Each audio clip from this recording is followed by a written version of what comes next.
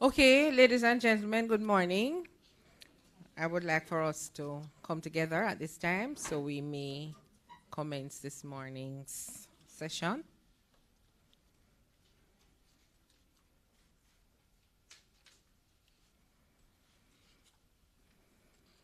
Minister of Justice, Honorable Delroy Chuck, Minister of Legal, oh no, Minister Malahou Fort is not here as yet.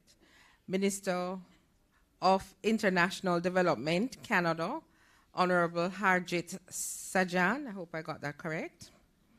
Chief Justice of Jamaica, Honorable Mr. Brian Sykes. High Commissioner of Canada to Jamaica, Her Excellency Emina Todakovich. Director of Public Prosecutions, Ms. Paula Llewellyn. UNDP, that's the United Nations Development Program, Resident Representative, Mrs. Denise Antonio. I also see Ms. Barbara Scott of the PIOJ, Mr. Oliver Blake from the FCDO, Foreign Commonwealth Development Office. Other members of the Diplomatic Corps who are here present. Acting Chief Technical Director in the Ministry of Justice, Mrs. Kayla Swell Mills, staff of the Ministry of Justice, staff of the Global Affairs Canada and of the UNDP, members of the media, other distinguished guests, viewers online. Good morning. I am Grace Ann Stewart McFarlane, Permanent Secretary here at the Ministry of Justice and moderator for this morning's event. I am pleased that you have taken the time to join us on this very special occasion to launch the Social Justice Program or project, which you will hear, we refer to it as the SoJust project. The ministry's mission is to facilitate effective access to justice and deliver quality justice services for all by establishing first-class justice systems and partnerships.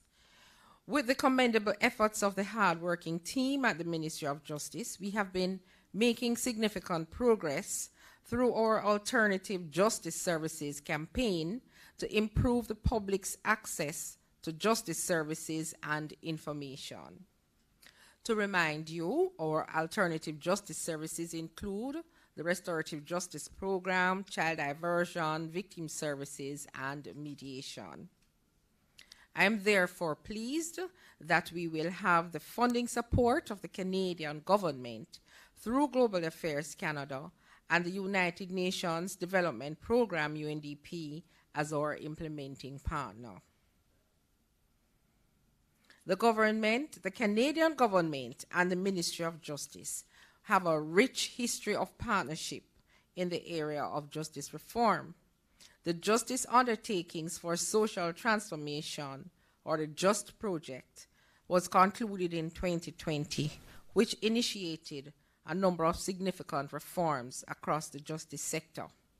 It is therefore expected that the SoJust project will expand on these achievements of the JUST project by bolstering our capacity to provide equitable access to justice among the most disadvantaged groups, to include women, children, and other persons, and persons with disabilities. At this time, I'm now going to invite the High Commissioner of Canada to Jamaica, Her Excellency Emina Todakovich, to introduce the Minister of International Development of Canada, the Honorable Harjit Sajjan, who will address us after Her Excellency's introduction. Please make her feel welcome.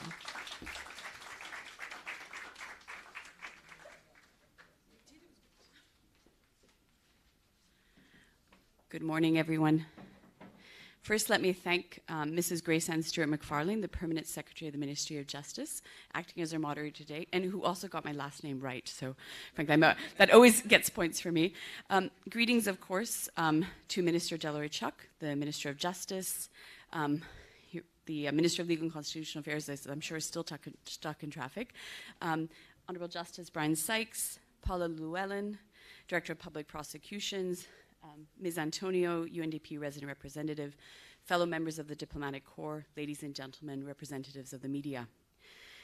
It's always such a pleasure to be at the Ministry of Justice and at your events. And I just wanted to start by giving props to how much you've included Canada in the work that you've done in doing justice reform. Very much appreciated. And it's also such a pleasure to be at this event that represents a deepening of Canada's long-standing partnership with Jamaica's justice sector and with our implementing partner, the United Nations Development Programme in Jamaica. Canada is honoured to be associated with the justice reform process in the Caribbean and remains committed to supporting stakeholders as they seek a more equitable, efficient, and responsive justice system for all. This year, as Canada celebrates 60 years of Canada-Jamaica development cooperation, it is a highlight to have our Minister of International Development here. And it is my privilege to introduce to you the Honourable Harjit Sajjan, Minister of International Development of Canada. It's a particular privilege, of course, because Minister Sajjan has made serving others a cornerstone of his life. He's a former detective with the Vancouver Police Department, a former Lieutenant Colonel with the British Columbia Regiment, Duke of Connaught's Own, and a longtime advocate for youth education and mentorship programs.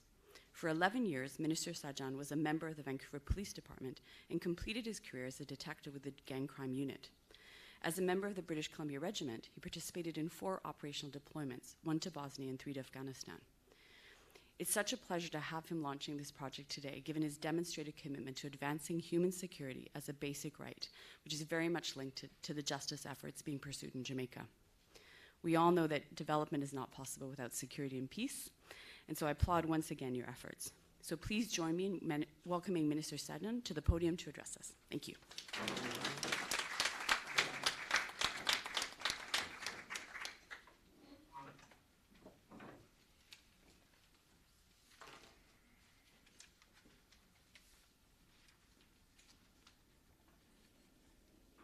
Thank you, Mina, for the very kind introduction. Ladies and gentlemen, it's a privilege to be here with all of you here today. I just want to acknowledge Mr. Chuck. Thank you for hosting the work that you do. Also the Honorable Marlene Malou-Fort, and also Mr. Justice, Chief Justice Brian Sykes, representative from the UNDP. Ladies and gentlemen, it's a great privilege to be back here today, and in Jamaica, I'm always so pleased. Like, everything you do is almost like a celebrated party. I'm going to be talking to our Minister of Justice, and when we do announcements, we're going to have a festive occasion like this. It is a real privilege for me to be back here in Jamaica, and it was here in 2017 where my family and I vacationed. And we get to learn about the culture, and it's a real privilege now for me to come back in my new responsibility as Minister of International Development to work so collaboratively with Jamaica, and that's why this announcement is so important today. And we also know that there is no equality without justice, and that there is no justice without equality. And that is why together we must strengthen institutions, systems, and legislations.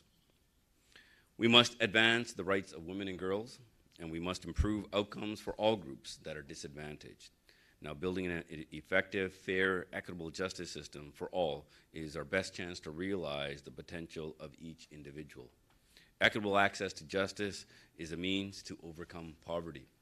It provides people with and communities with a legal basis upon which to claim their rights and see justice served. Now, this is at the heart of Canada's feminist international assistance policy. This policy calls for increasing equitable access to a functioning justice system.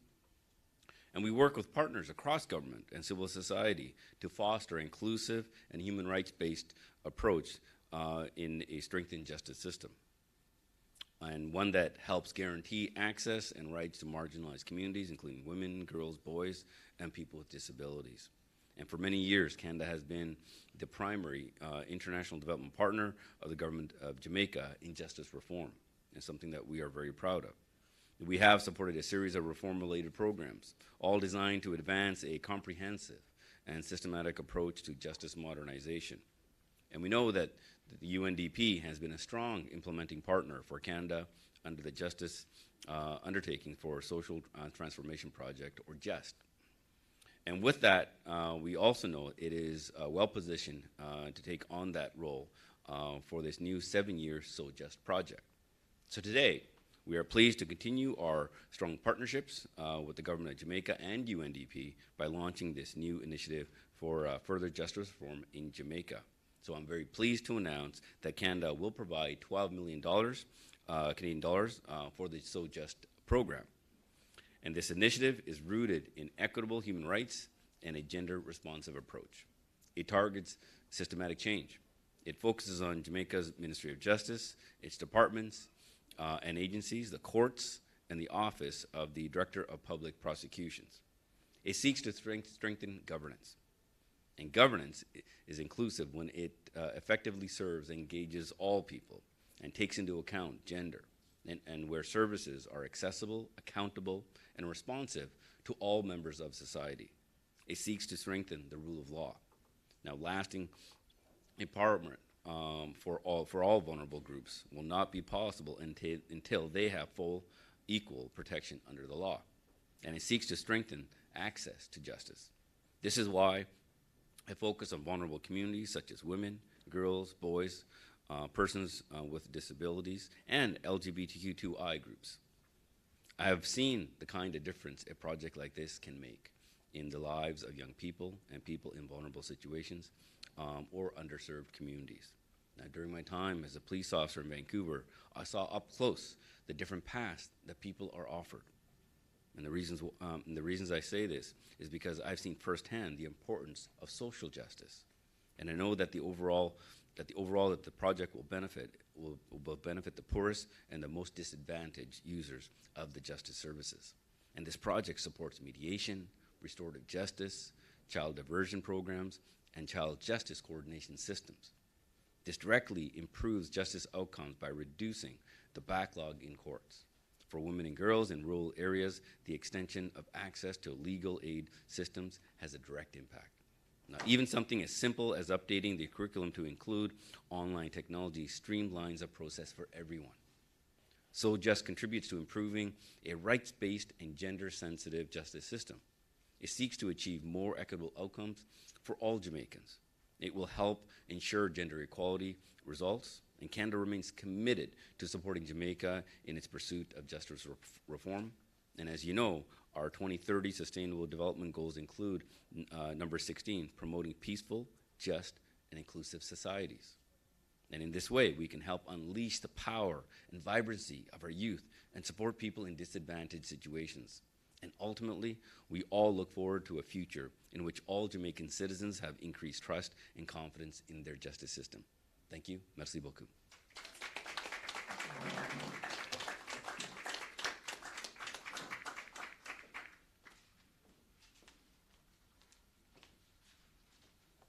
Thank you, Minister Sajan, and Your Excellency.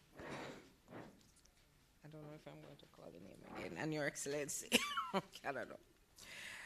The Ministry of Justice again extends our gratitude to the Canadian government for its investment in the Jamaican justice system. Another valued partner of the ministry is United Nations Development Program, UNDP, that has greatly assisted the ministry with the implementation of some of our major justice projects. At this time, the UNDP will share with us an overview of the SoJust project as the implementing partners of the project. There's a video that is to be shown at this time. And after that, we will hear from Mrs. Denise Antonio regarding the implementation of the project. Are we ready with the video? Okay.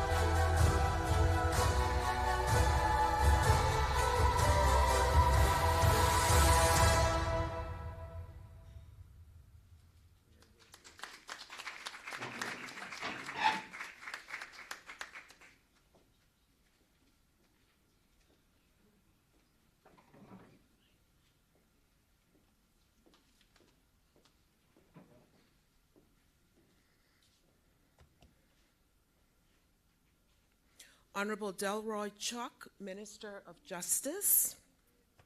Honorable Hajit Sajan, Minister of International Development in Canada. Honorable Mr. Justice Brian Sykes, Chief Justice of Jamaica. Her Excellency Amina Tudakovic, High Commissioner of Canada to Jamaica.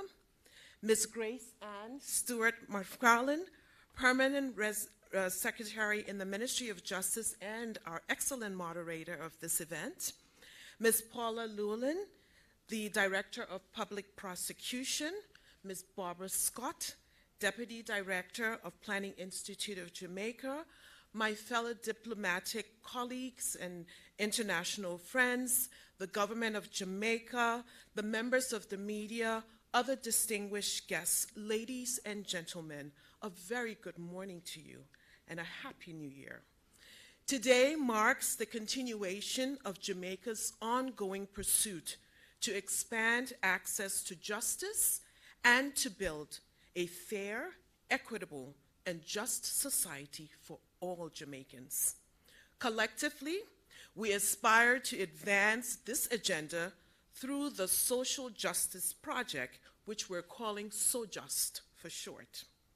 This programmatic intervention fully aligns with Jamaica's Vision 2030 for a safe, cohesive, and just society, the Sustainable Development Goal 16 for peace, justice, and strong institutions, and the United Nations Development Programme Strategic Plan for 2022 to 2025 to build resilience through structural transformation. Together, we will ensure that no one is left behind. This includes women and girls, particularly survivors of sexual offenses, domestic violence, and other forms of gender-based violence. It would include men and boys, youth, the poor and uneducated, persons with disabilities, persons living in remote or rural locations, and persons affected by social stigma, to name just a few.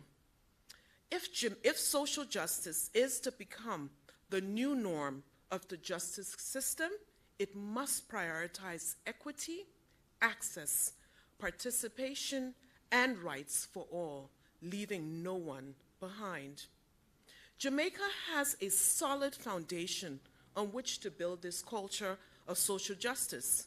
It has a strong constitutional and legislation foundation, including a Charter of Rights and Freedom embedded within the Constitution. It has laws and policies to protect women and children and other vulnerable groups from discrimination and gender-based violence. And of course, we know Jamaica's Vision 2030, a development plan that envisions a secure, cohesive, and just society. Buoyed by technical and financial support from the Government of Canada and the UN Development Program under the Initial Justice Undertaking for Social Transformation Program, which ran from 2011 to 2021, the government of Jamaica has demonstrated an ambitious and extensive reform process guided by the Justice Reform Implementation Plan to tackle the institutional, technological, and infrastructural limitations to effective justice service delivery. While there are substantial improvements that we've seen through this investment, gaps continues to exist between the institutional transformation occurring within justice sector institutions and the lived experiences of the most vulnerable courts user. Through the SoJust project, we can address some of these limitations. So within 7 years, we aim to strengthen legislation, improve institutional effectiveness, and the delivery of justice services to advance the rights and equitable outcomes for all Jamaicans. This is a defining moment in Jamaica's bold and exemplary journey to strengthen its justice system. It calls for us to confront those social and cultural biases. It calls on us to systematically dismantle the barriers which deny too many vulnerable Jamaicans the right to access their constitutional guaranteed rights and freedoms. UNDP is your proud partner in this critical journey for social justice under the leadership of the Ministry of Justice and with funding from Global Affairs Canada. Our commitment to Jamaica's justice sector reform journey is unwavering because we believe it holds the power to unlocking Jamaica's development and economic growth potential while undermining the roots of poverty. UNDP looks forward to another mutually beneficial partnership with the Ministry of Justice. I also take this opportunity to express our profound and sincere appreciation to the Government of Canada for their continued investment in the justice sector. Your team, Minister and High Commissioner, have served and guided the success of today's distinction, of course led by Deborah. I leave with this quote: "A society without access to justice for everyone is a society where injustice can come to anyone." I'm confident that the work we start today will preserve the freedom of not just the vulnerable, but all of us. Thank you very much.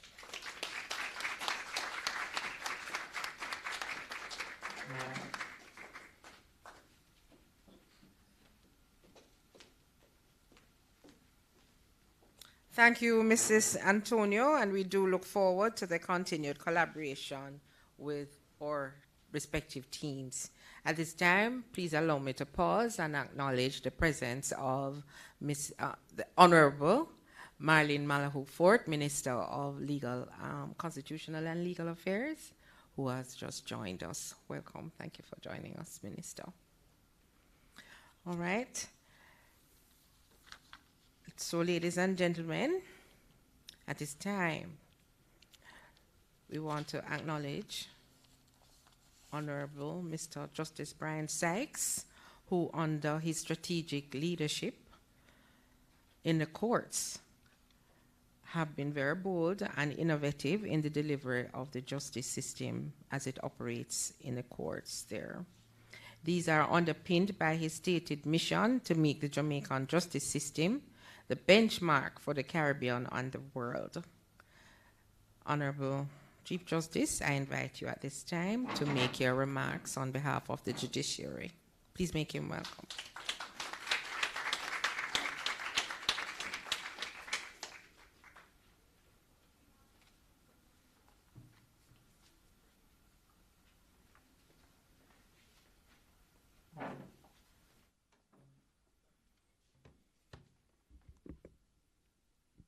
Thank you, Madam Permanent Secretary. Good morning, all. Happy New Year to you. And may 2023 be better for all of us in all respects than 2022. And let me adopt the protocol established by Her Excellency and also by the Permanent Secretary. And so there'll be no need for me to repeat what has been said in that regard. And I wish to express my appreciation for the opportunity to share a few thoughts with you this morning. I wish to thank the Canadian government and the people of Canada for partnering with Jamaica and our judiciary in improving our delivery of legal services and the operation of our justice system. Just to say that all the programs embarked upon by the judiciary must be compatible with our strategic plan and core values and support our mission and vision. The judiciary of Jamaica exists in a democracy itself, which itself is rooted in the Western liberal democratic principle of strong individual rights, constitutional rights, which are founded on the individual. And so in that sense, Canada and Jamaica have a shared common heritage. But this cooperation between our two countries is not an end in itself, but a means to an end, and that end being a just, cohesive, secure, and equitable society in which all persons have full opportunity to gain access to justice. It is important to note that no legal system properly functioning, that is, can guarantee any specific outcome in any given case or class of cases. The outcome in any given case is determined primarily by five things primarily: the substantive law, the procedural law, the law of evidence, the actual evidence placed before the court, submissions made by the parties, and the end result is determined by the particular judge when he or she brings her understanding of the law to bear on that particular case. So all that we do then, as far as the justice system is concerned, or the courts are concerned, geared towards providing adequate access so that persons can get the opportunity to persuade the court of their entitlements. So in our legal system, there's always a winner and a loser. There are really no draws. And so it is by respectful dialogue that we move forward. And each of us in this partnership has our own perspectives. And it is through dialogue conducted respectfully with a genuine desire of understanding that each other's perspectives can be understood and the best outcome achieved. So for example, in Jamaica, we have a problem with high levels of interpersonal violence, in which many persons are victims regardless of their gender. So an interesting question is whether the problem of gender-based violence can be addressed without addressing the broader question and problem of violence, because the objective fact is that most of the victims of violence are in fact men. Most of the perpetrators of violence are in fact men. And so when we talk about gender-based violence, while it is a subset which ought to be recognized, but there is the broader question of how we resolve disputes when they arise. And I would want to humbly suggest that we take that perspective into account, and this is what Professor Gale at the University of the West Indies has been speaking about for several years. It's almost like John the Baptist, a voice crying in the wilderness. So that's what I mean when I say we have respectful dialogue to understand the perspectives. And so I see this as an opportunity for having continued dialogue and understanding, bringing both of our perspectives to bear on these sensitive and important issues. And so it is my belief, not just expectation, that out of that the partnership will be successful. So may I thank you once again for being here, and to thank the Government of Canada, represented by the Minister and the High Commissioner, for their continued interest in the affairs of Jamaica and continuing to make it the home of not just the current Prime Minister, because you know it was the home away from home of the former Prime Minister, Mr. Pierre Trudeau, and we now have the current Prime Minister who frequents here. So he will be able to see the result of his investment here. Thank you very much.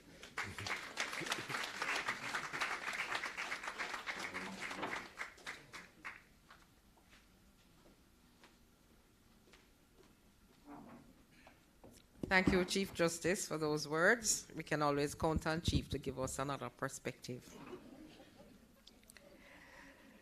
A justice system that is efficient and effective, and one that is accessible to each Jamaican, has been the clarion call of our Minister of Justice, Honorable Delroy Chuck. Buoyed by his enthusiasm, the ministry has become more targeted and responsive to the needs of the public for a more modern and diverse suite of justice services. Minister Chuck, I'm going to invite you now to come to the podium and address us. Please make him welcome.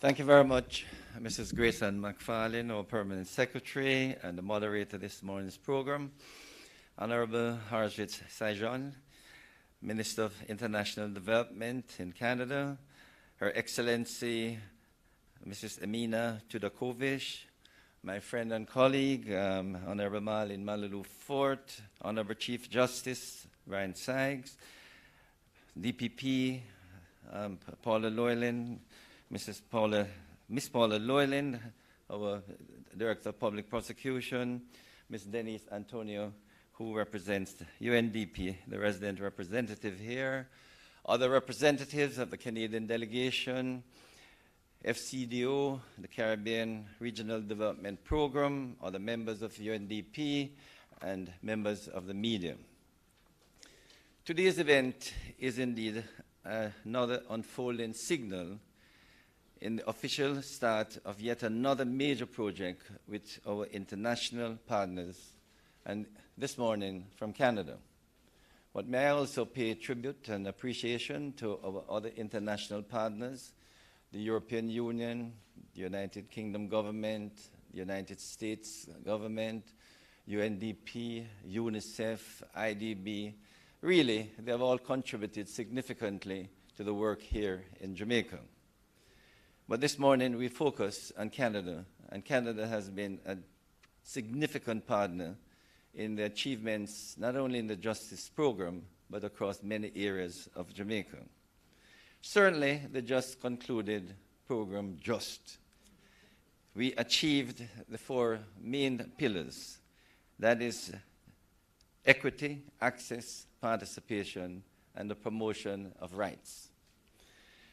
May I say, Minister, that we have achieved a lot, and we in the justice system have made significant progress, but we still have a far way to go, and I will elaborate on those shortly. But I want to say, Minister, that Jamaica is doing extremely well in spite of what persons may read or hear in the press. Certainly, Jamaica is proud of its democratic institutions and its commitment to democracy. I dare say, on any measure, Jamaica stands as one of the best, if not the best, in terms of democratic institutions. We certainly have a free press, and the press is a thorn in the side of every public official. And I have no doubt that the press ranks in the top 10 of any press across the world. We have one of the best electoral systems, where we change governments without any quarrel because we respect the electoral system. And therefore, there are many countries that want to adopt our electoral system. We certainly are very proud of our various achievements in sports, fastest men and women in the world, and they will carry on that tradition. But in other areas, Minister, Jamaica still has some way to go, even though we have made great advances in human development, health, shelter, social protection, education, our infrastructure, and certainly our judiciary, we can say, is not only independent, but we do have a separation of powers. As minister, I respect the judiciary, even though I criticize them at times, but I know my place. And what I can say is that the judiciary is not afraid to strike down laws that we pass in Parliament, and they do so on a regular basis.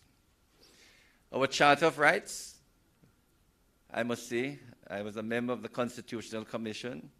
We really adopt it significantly from the Canadian Bill of Rights. And that has allowed the judiciary to use many cases from Canada in the interpretation of our Charter of Rights. So we do have that close connection even on the laws with Canada. Jamaica's aim at this time, however, in the justice system is to ensure easy access to justice services and prompt response in the delivery of justice, And these are important features of any modern society. For peace and harmony, we want justice services to be readily available at every level and every corner of Jamaica.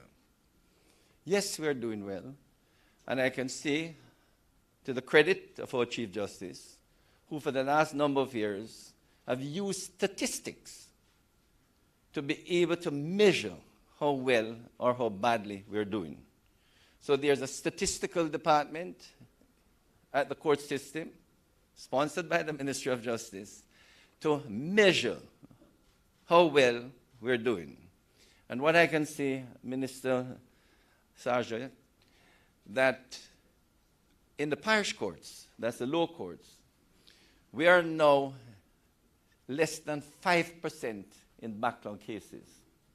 And backlog is measured that the cases are tried within 24 months. We can also say that over 90% of the cases that are actually tried in the lower courts are tried within 12 months, which is a significant achievement. We do admit that there may be 1% of cases that still go beyond 24 months. And I know the Chief Justice's aim is to ensure that shortly that backlog, instead of being measured at 24 months, will be reduced to 15 months. Where we have a problem, and this is the challenge, is in the higher courts, where unfortunately cases are dragging on for too long. But we hope that that will soon be addressed.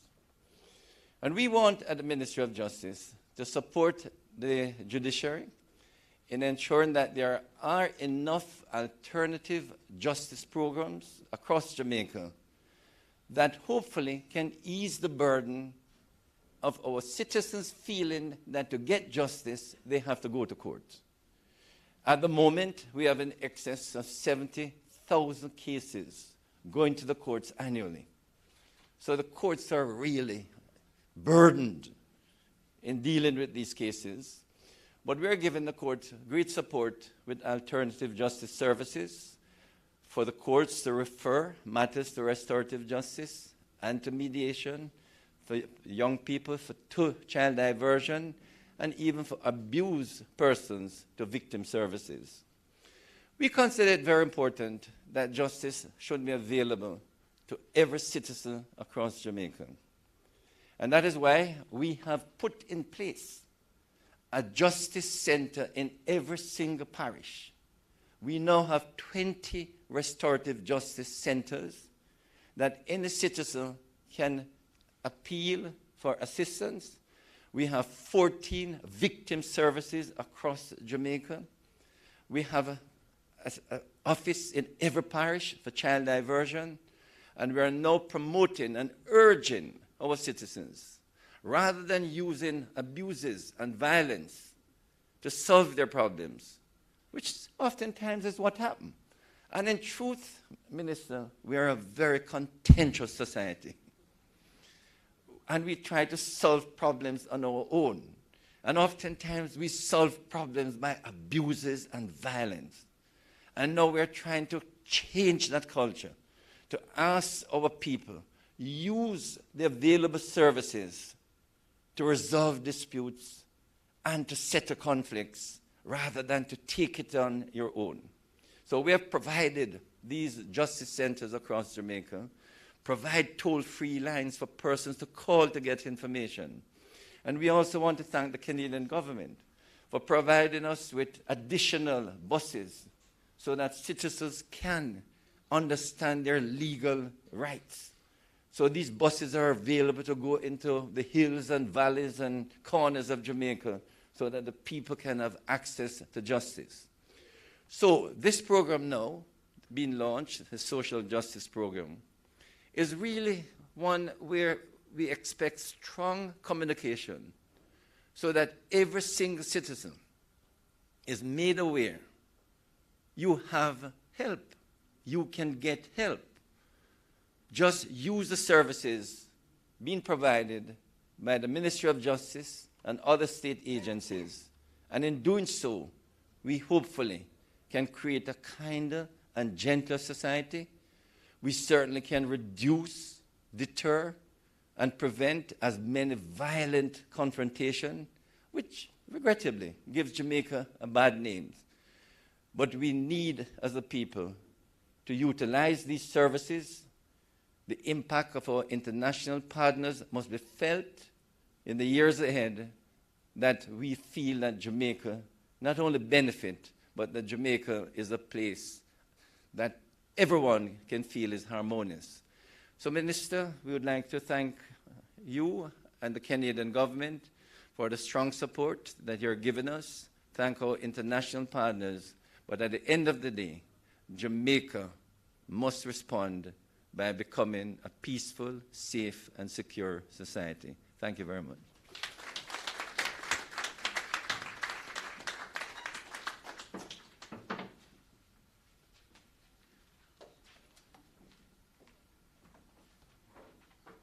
Thank you, Minister Chuck.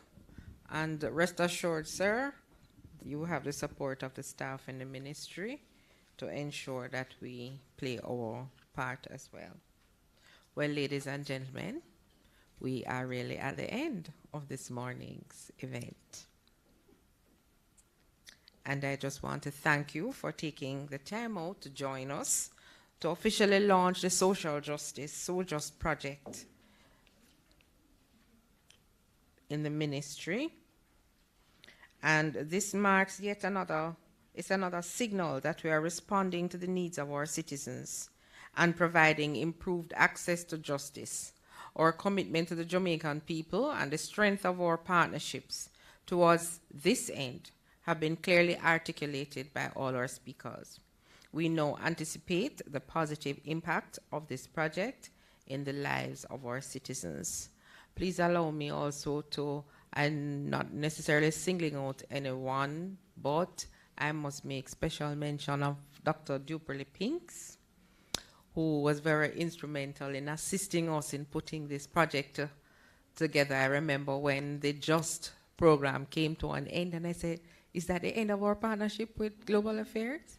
She said, no, we're going to work on something. And we are reaping the rewards today. Thank you, Dr. Pinks.